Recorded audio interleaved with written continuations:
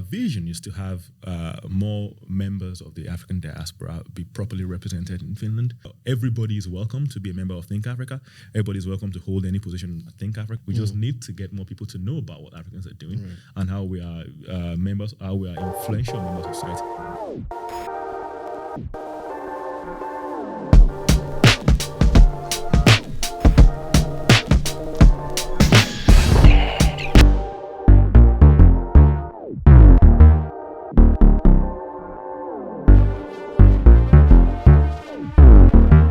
Hello, and welcome back to another episode of Think Pod, brought to you by Helsinki Think Company in Finland, the Entrepreneurship Society of the University of Helsinki.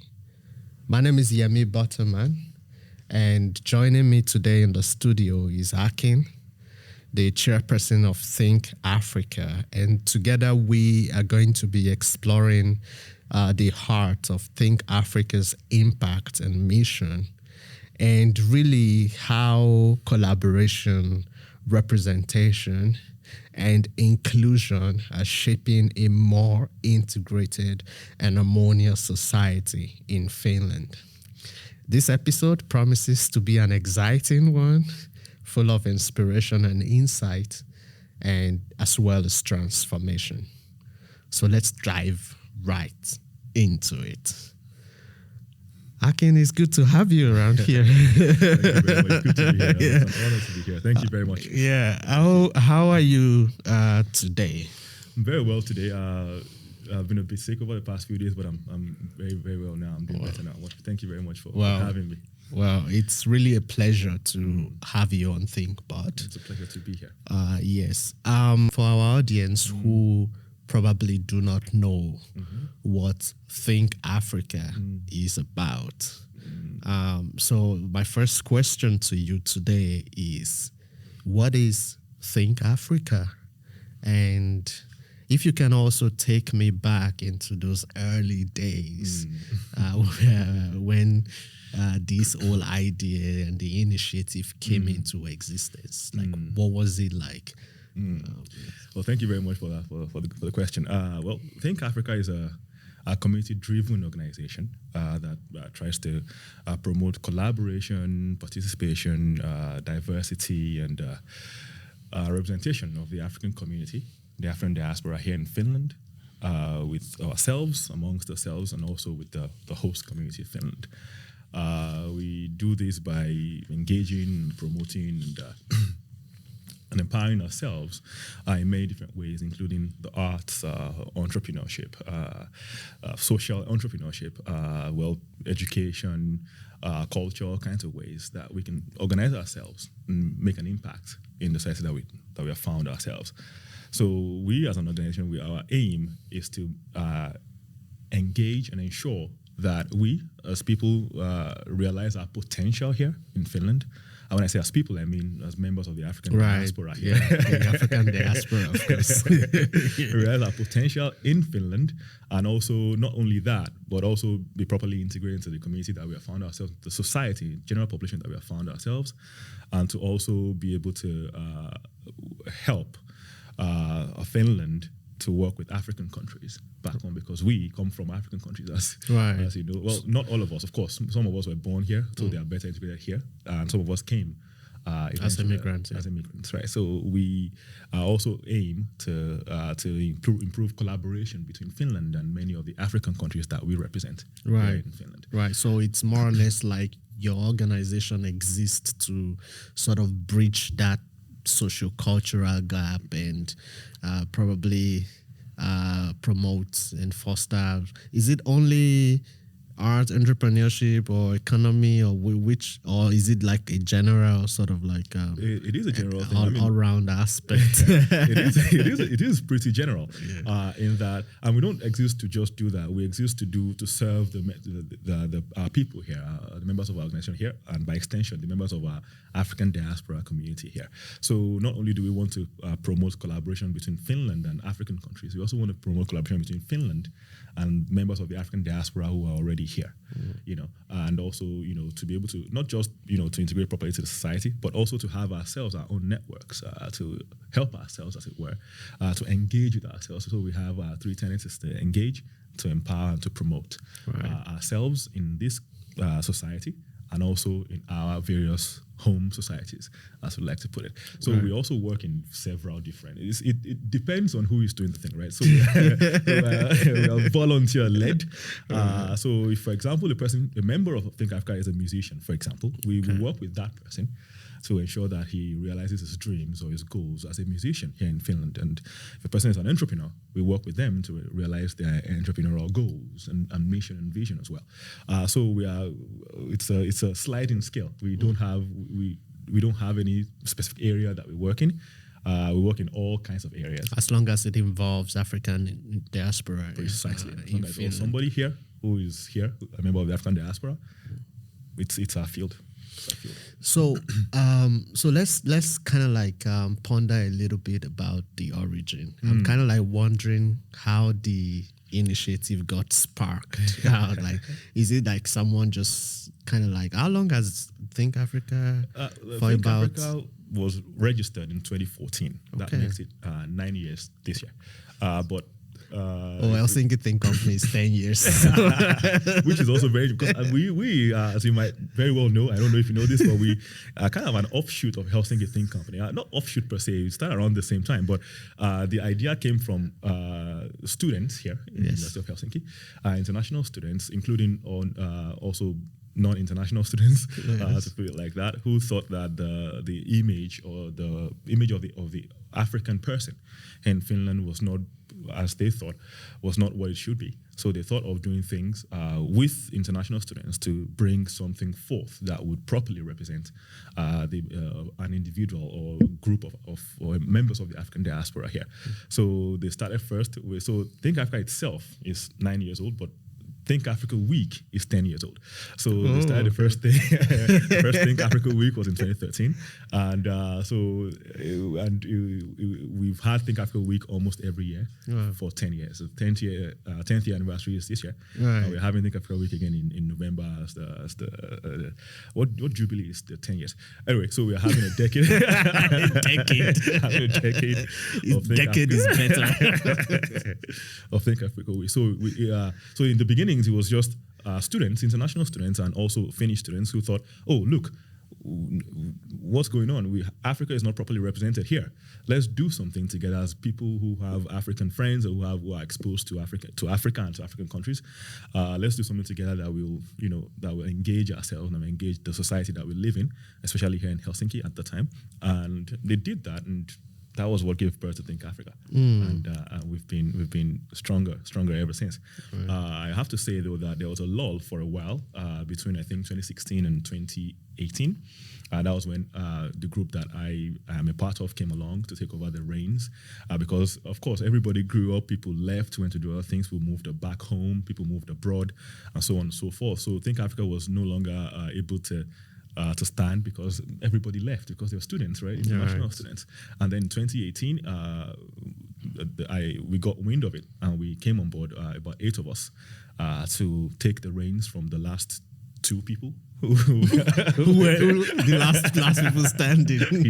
Last people standing. And since 2018, we've been growing stronger every year.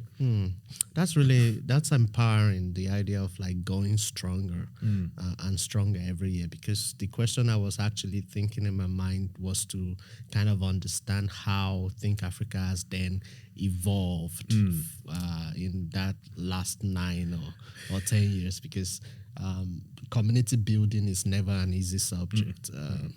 Sometimes you have passionate people around who are really passionate about what the organization represents, while there are also some other people who might not feel that the values sort of represent what the image of what, we were talking about image the other time. So I know that you value collaboration, representation, and inclusion, which are more or less the central sort of mission that you have as in Think Africa. Can you expand on this idea of collaboration? Like what kind of collaboration, for instance, that you're interested in and you're expanding your network on, and how has this representation and inclusion values, how have they influenced some of the initiatives that you have had now? Yeah, thank you. That's an excellent question. We have our values include 4 things: collaboration, representation, participation, and diversity. Collaboration, not only with we like to collaborate not only with ourselves as members of the African diaspora, but also with other entities here in Finland and even abroad. Because we believe that it's when we do things together, we collaborate, that we go further, It's, there's the old proverb that says, if you want to go far, if you want to go fast, go alone. But if you want to go far, go together. So we like to collaborate with people and also organizations of like mind who have the same goals as us, same mission as us. And so far, we've had very many collaborations over the past 10 years, and especially over the past 5 years since I've been an active member of Think Africa. I joined Think Africa in 2018 myself. For representation, we like to see members of our community, the African diaspora community here, be properly represented in the society that we have found ourselves in the general population. We believe that it is important that people who live here, people who work here, people who spend their time here, people who have made this place their home, should have their place here. So they should be properly represented in all fields and in all areas. And we keep that in mind whenever we want to have any activities or want to sponsor or want to collaborate with anybody in that sense. Participation, we also believe that we should participate in things that are happening around us, in things that affect us, and in things that will promote our own goals, our own values, and our own aims. And diversity, of course, is very important because it's a big subject now these days. Yeah. Absolutely, it's very important because we think that the more diverse a place is, the brighter the ideas, the brighter the more robust the engagement, and the more interesting it is, the more diverse it is. So we have everybody is welcome to be a member of Think Africa. Everybody is welcome to hold any position at Think Africa. All nationalities by anybody? Is it all nationalities? All nationalities are welcome. Yeah, really? Absolutely. So my friend Tariq can become absolutely the chairperson. Absolutely. We are not leaving. I mean, like I said, there are very Finnish students and international students who started this. So there is no division, there is no limits, there's no embargo on who can become a member and who can lead or who can perform activities or who can hold any position. I think Africa, everybody is welcome as long as, of course, they have the same goals as us and they have the same mission. They believe in the same things as us. Everybody is welcome. Well, that's an interesting one because I think that would be some sort of like a new information for many people who probably just think Africa as like a body of just Africans in diaspora. It seemed to me like it's much bigger than that and even more inclusive of many other people. Absolutely, all nationalities, all gender, all creeds are welcome. Yeah, that's interesting. Yeah, and I have to also emphasize that of course we are entirely non-political and we are also non-religious, so everybody is welcome regardless of your creed, of your understanding, of your abilities. Please come and join us. The more people we have, the further we can go. Exactly. Community building is actually an interesting one. So I want to talk about bridging and building bridges, breaking stereotypes. We know that in some domains, the thought of Africa is like a terrible image that many people don't want to associate with and all of that, or they associate it with other symbols that are kind of like full of misconception and all of that. So I want to kind of like ask you a question about how Think Africa has been instrumental in sort of bridging these sort of gaps and challenging stereotypes. Are there some sort of concrete instances where Think Africa's efforts have yielded positive outcomes in this regard? Yeah, definitely. It's as far back as 2018. I think primarily, one of the things that is instrumental in people misunderstanding or having the wrong image about Africa and Africans generally. It's a lack of information, it's a gap in knowledge, and we try to bridge that gap because when people know things, then they can think differently, or they can act differently. So we try to bring the knowledge of Africans to Finland. We try to one of our goals is representation, is to represent ourselves properly here. So we collaborate with all kinds of individuals. Our members have different ideas on how we can do this.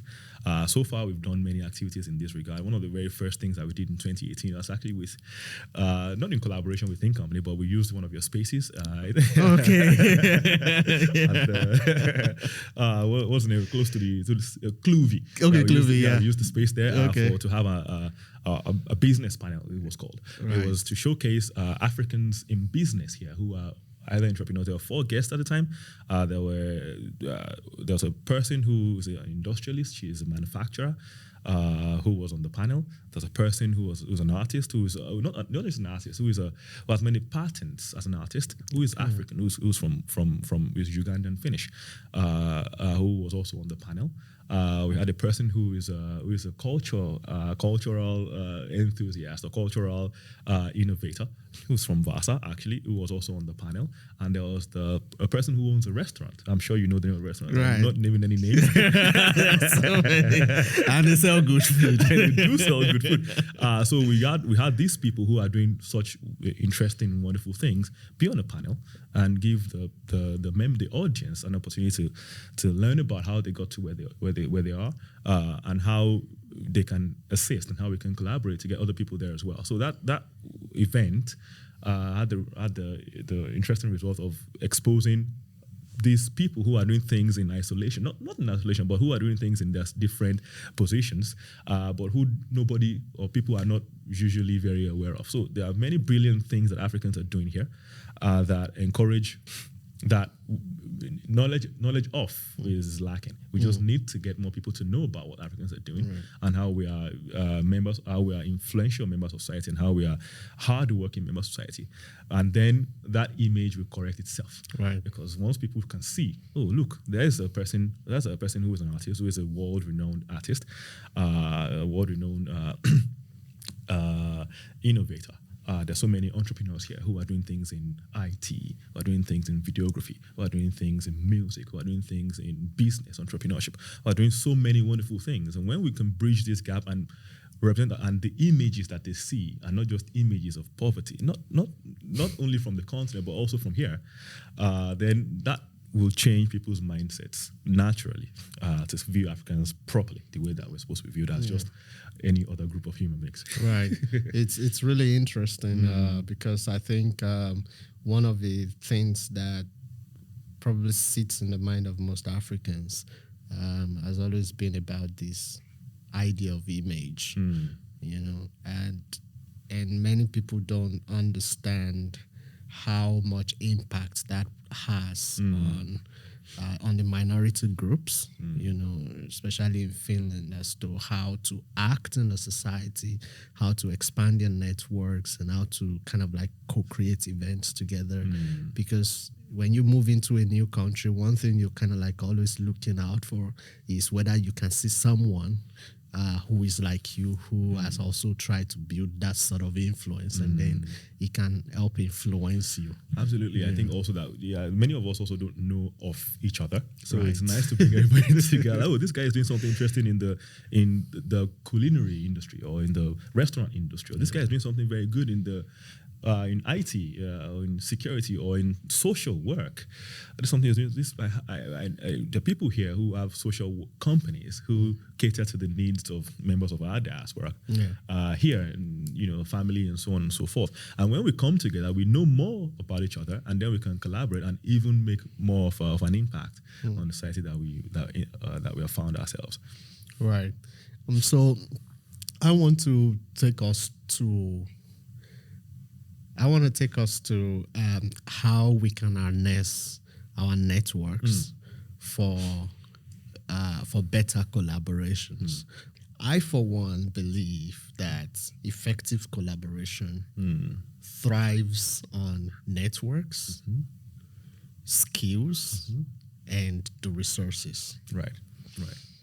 So how has Think Africa cultivated an environment that harnesses these elements, these network skills and resources to foster collaboration, celebrate diverse narratives, and then dismantle cultural barriers that stand against potential here in Finland? That's a heavy question, but Yes. I'll try to tackle it as I like heavy questions. Maybe you did it. First of all, I want to say that despite the narrative, many Africans came here.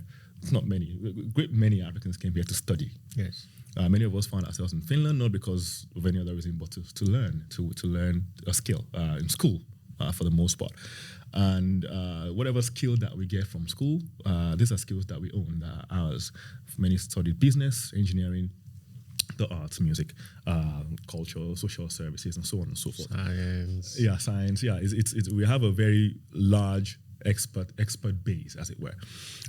One of the things I think I've done is we call it the Afara project.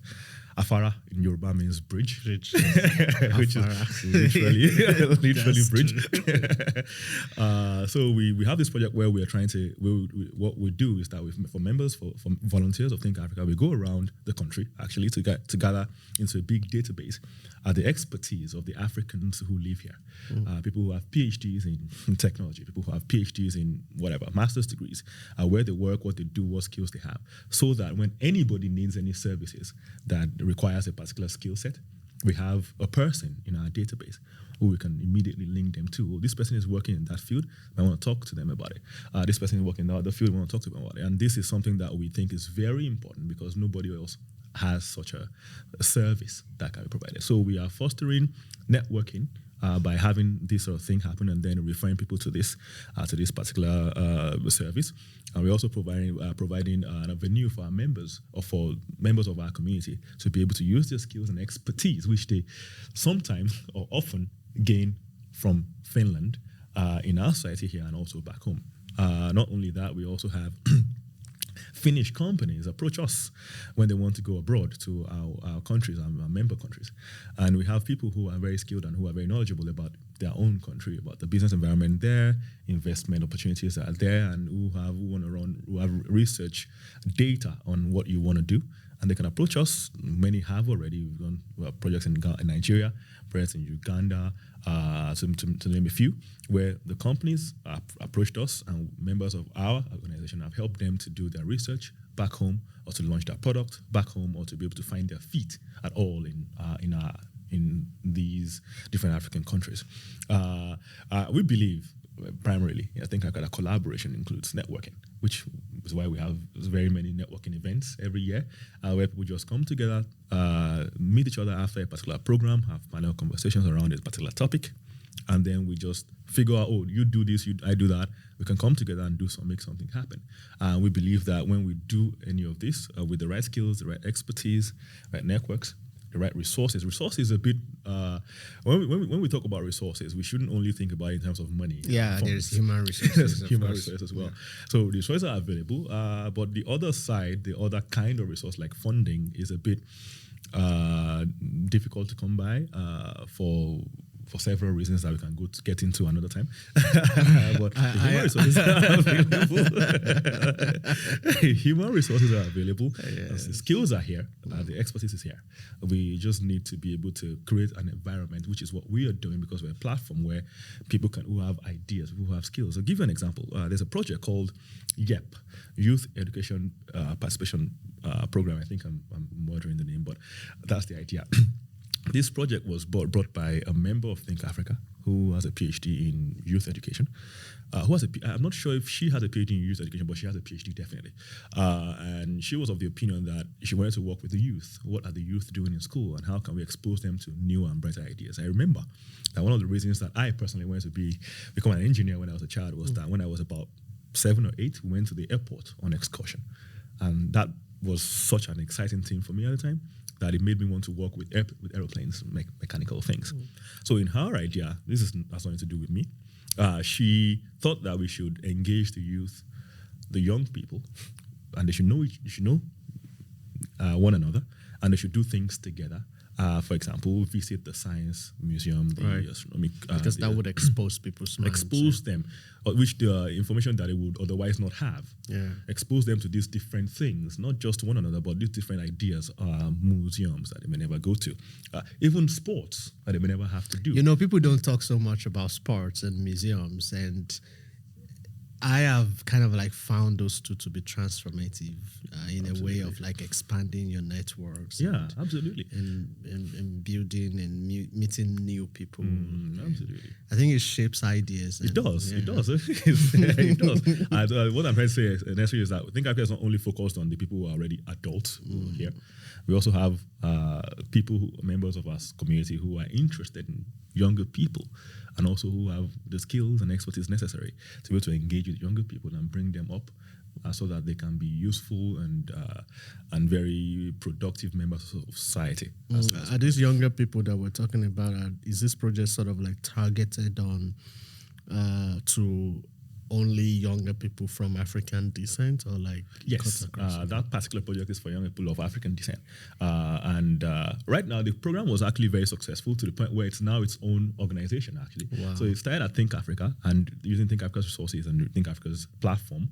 And it was so successful that it is now going to start on its own thing. It's creating an opportunity for a member of Think Africa to move, which is the sort of thing that happens at Think Africa. Is that you have a thing, you bring it to Think Africa, we do it together, and then if it's successful enough and it's really big and you want to take it away, it's your thing. You take it away and go start your own. And she's doing very wonderful work.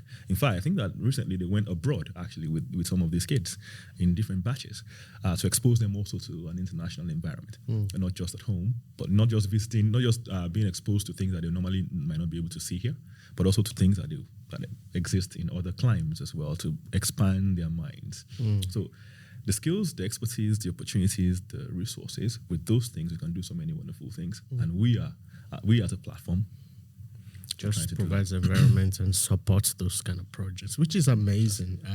Especially the Afro project that you talked about. Yes. I mean, these are actually great projects where you sort of like bring people together and find harmony, not only in kind of like physical appearance or like people, but also in ideas. Yes.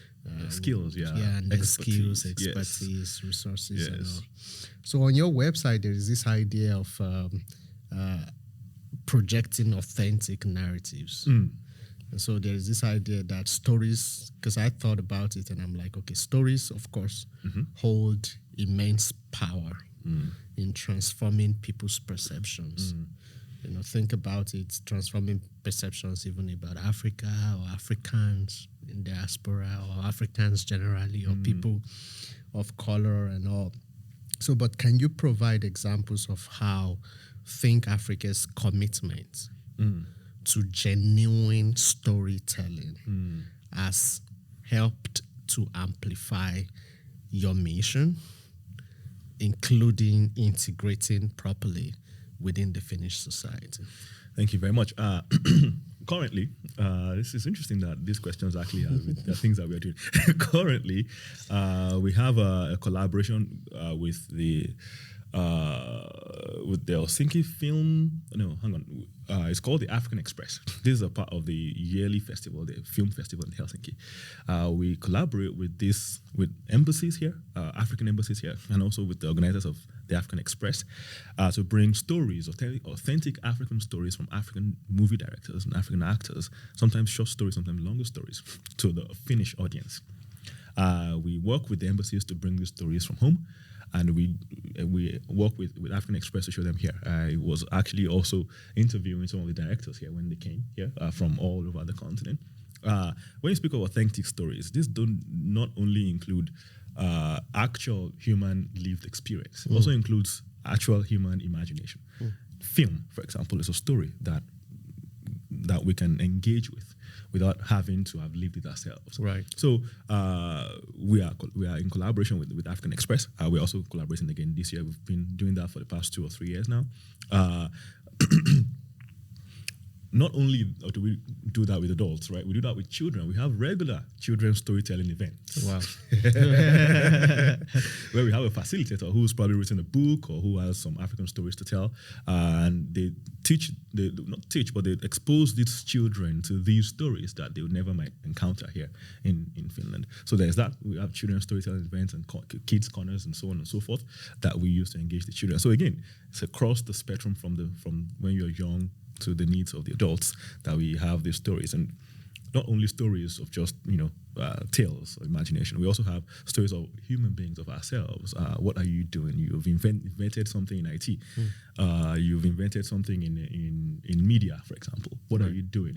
I have a friend, I call him, who's working in media and invented an app in Finland here. An AI, which is the buzz now. It's the buzz now. It's done something that helps translate or helps journalists write stories. For real. And so across the spectrum, our stories are important. Yes. How we see ourselves, how people see us, where we see ourselves are important. When we invite other people into our midst, they can see us exist, and that itself tells no story. One of the things that we also did this year was we collaborated with about 16, 17 other organizations to plan the Africa Day in Finland. Right. It happened in Kaisa. That's a day of plenty jollof rice. There wasn't any jollof rice. It was pounded. Yeah. It was Africa. They stopped pounding.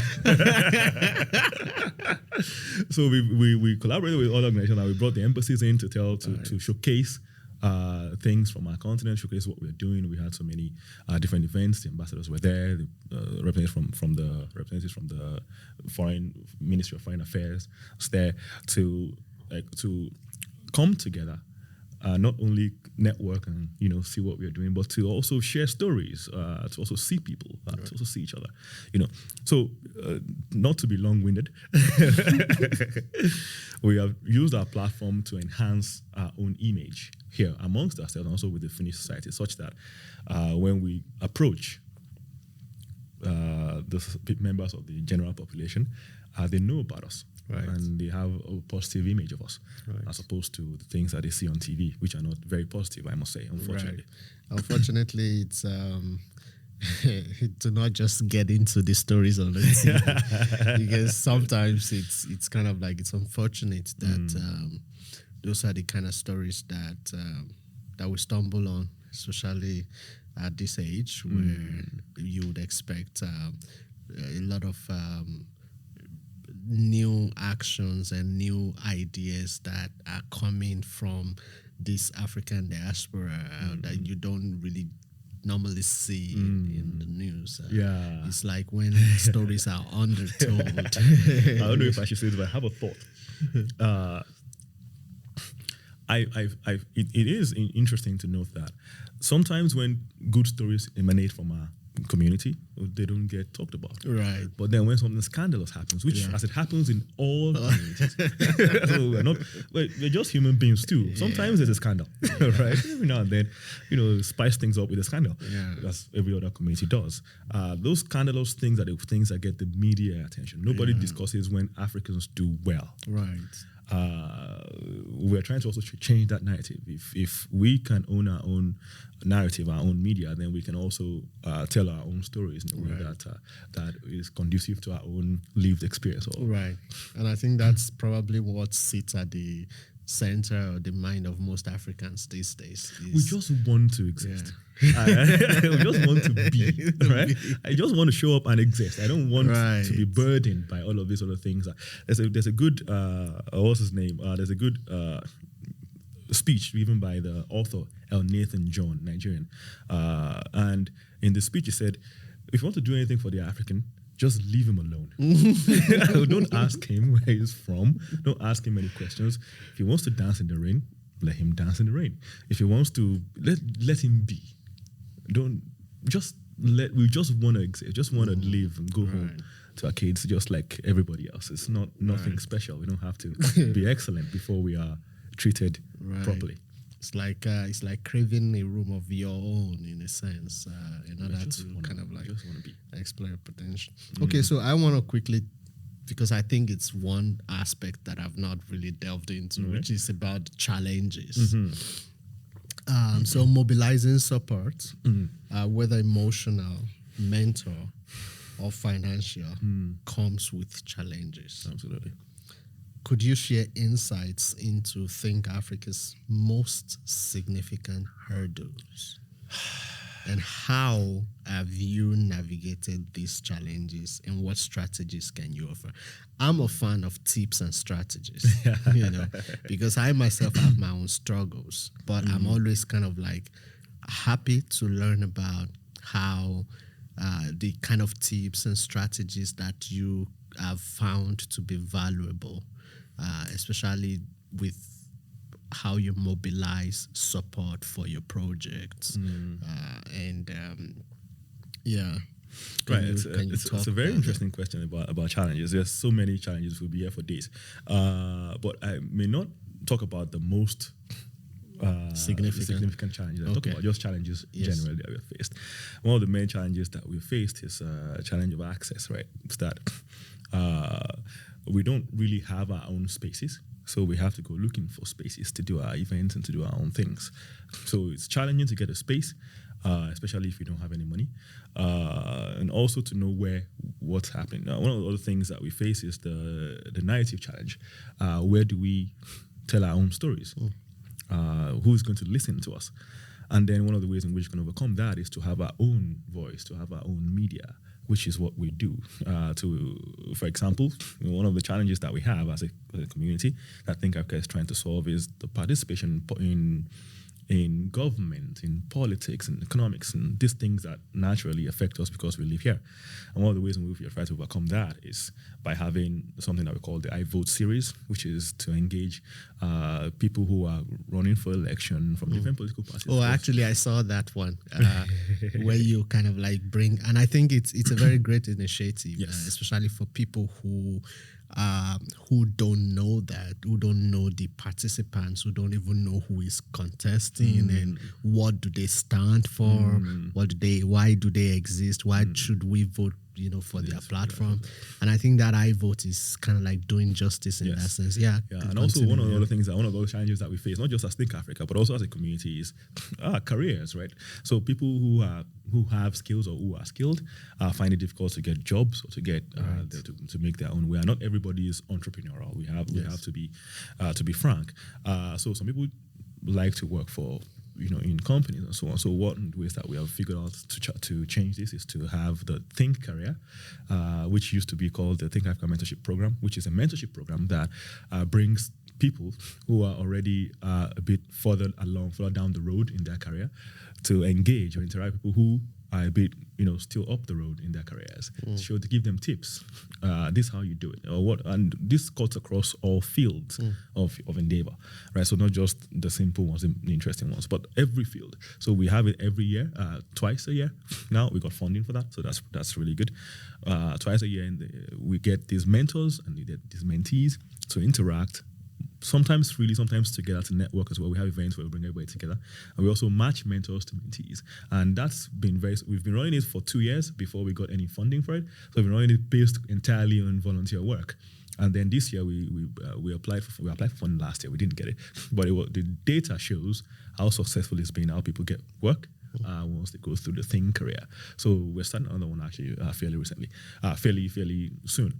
In any case, these are challenges that we have as not just as Think Africa ourselves, but also because we like to think that we represent to a small degree and larger as we go along the members of our society and members of our community. So our challenges often mirror challenges that members of our society face.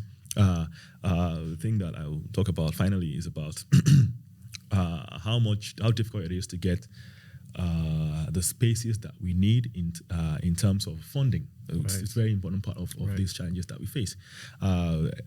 Flagship program every week is called Think Africa Week, and to get funding for that is a bit challenging sometimes to bring people together, talk about things that happened over the year, and talk about what we are doing and how. So we have another one coming up in November of this year. It's a yearly program. It's the 10th anniversary, as we were talking about earlier. Okay. So it's going to be even more interesting.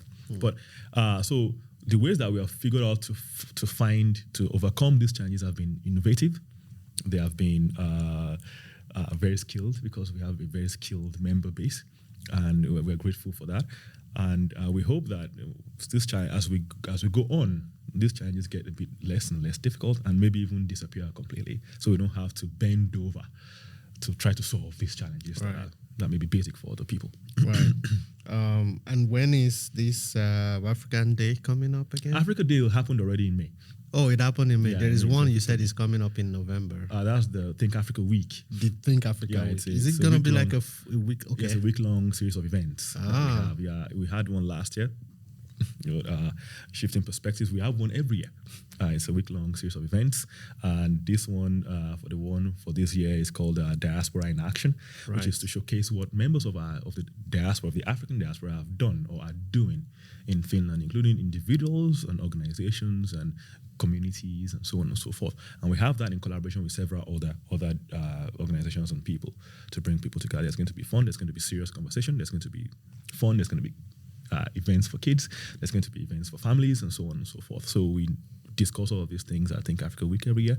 And next one is coming up in November, 25th of November to the 2nd of December, if I'm not mistaken. Right. I think you guys are doing a wonderful job. Thank you. Especially as you are not only focusing on adults, you're also focusing on the kids, and the adults, youth, and the young adults, and just carrying everybody along. It's important work.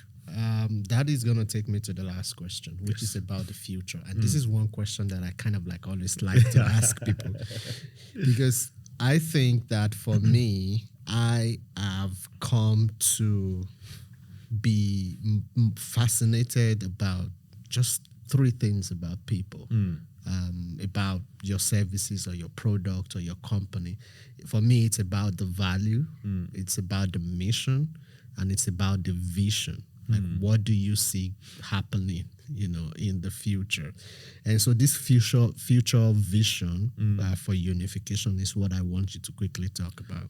So if you look ahead now as the chairperson of Think Africa, what's your vision for Think Africa's continuous efforts in uniting voices and fostering an environment where diverse perspectives can coexist harmoniously?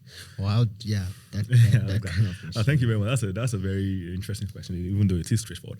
Our vision is to have more members of the African diaspora be properly represented in Finland, and to achieve their potential in the society that we have found ourselves in many different ways. So we can just exist like everybody else and just participate like everybody else.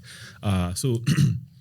Where do we see ourselves? We see ourselves as engineers and as scientists and as interesting people of culture and so on and so forth. And we want that to be reflected in the society that we have found ourselves positively. So the vision of Think Africa is to get to engage with ourselves, promote ourselves to a point where these things will naturally face themselves, so there will not be any need for these things any longer. We see ourselves participating more in policy decisions that affect us. For example, Think Africa has been a member of ETNO, the regional advisory board for the region that we are in now. We also see Think Africa also going away from Usima to other parts of the country. Like spreading. Wow. That's like enlarging your base. Enlarging the base so that we get more participation, we get more collaboration, we get more networking, and because there are other people who live in other different cities in Finland as well. So we see an expansion out. We see also, like I said about ETNO, we see also more participation on a national level. In things that affect us in policy decisions, in sports, like you said, in entrepreneurship, in science, and so many other ways. And I was just in leisure. So culture, art, entrepreneurship. We see our members using the platform that we have to be able to springboard into places where they're supposed to be, based on their talents, based on their skills, based on their expertise, and based on their desires, not just to be forced into a corner. We want to change the narrative of the African immigrant being a drain on society, as opposed to being a gain, which is more true than anything else. Because as we all know, we don't just stay here for free. No. We want to make that story known. We want to make that heard. Give you. This is a complete aside, but it might be interesting. When I came here to school, it was true that before you could come to Finland to get 1 year residence permit, you had to prove that you have. At the time I came, it was 6,000 euros in your bank account for the year, for which you will be able to get a residence permit for 1 year. So mine was 6,720. yeah, that was late. When I came, it was exactly 6,000. Yeah. But what happened was that many members of this society have no idea that you have to do that. They think that they were getting the same government subsidies that we were getting, the same government subsidies that they were getting. Really? I was confused when somebody told me like, oh yeah, are you not getting? It's like, no, I'm not getting any government subsidies. I am actually paying to be here. I have to show every year, and I was in school for a few years there. But I have to show every year that I have this money in my account before I can get my residence permit. Now that's a story that's not very popular. That also makes it seem like we are a drain. So instead of a gain, we bring money in, and when we get here, we work hard and we pay our taxes. We want that story to be heard. It's a very simple, very small story in the corner, but it might be a representation of what people think of us. And we want all of those things to change, the real light, the true story to be heard. And so the future is a future where we don't need to explain, where we don't need to enlighten, where the stories are true and the stories are known, and we're just allowed to face our lives and live like normally. That's for each individual. And then for Think Africa is that we expand the platform, we bring more people in, bring more members in, we bring more volunteers in, we get people to be able to act on what they feel, because again, Think Africa is volunteer-led. So all the ideas that we run, very many of them, including Think Africa Lounge, Think Career, the book club, all of these things that we run are run by members on a volunteer basis. So the more people we have, the more ideas we have, and the better society will be for that. The better society will be for that. Now, this is going to be our wrap up for today. Yes. Thank you, Akin, for sharing your insights with us. And it's really an incredible journey that Think Africa has. Having been existing for, a decade now, as we kind of like try to call it. And I kind of like see from the conversations that we had that it's going to be a beacon of hope for many other immigrants that are kind of like just coming newly into Finland, and to kind of like take action and be part of a community. Speaking of, we also take interns. So we work with universities as well to get interns. Yes. So that they can yes. just please go ahead. I'm sorry to interrupt. So, well, thank you once again for coming on ThinkPod. We hope to kind of like continue having these sort of conversations where we can promote diverse perspectives in Finland about almost all the kind of issues that everybody is dealing with here. Yes. It's been a pleasure. Thank you very much for having me. Thank you. So our audience, thank you for sticking around to the end of this program. We really hope that you've been able to gain something from the conversation that I've had with Akin from Think Africa in Finland. And we hope that you've been able to get a better perspective as to the stories of representation, of collaboration, and of course, unifying voices as we try to bring harmony within the Finnish society.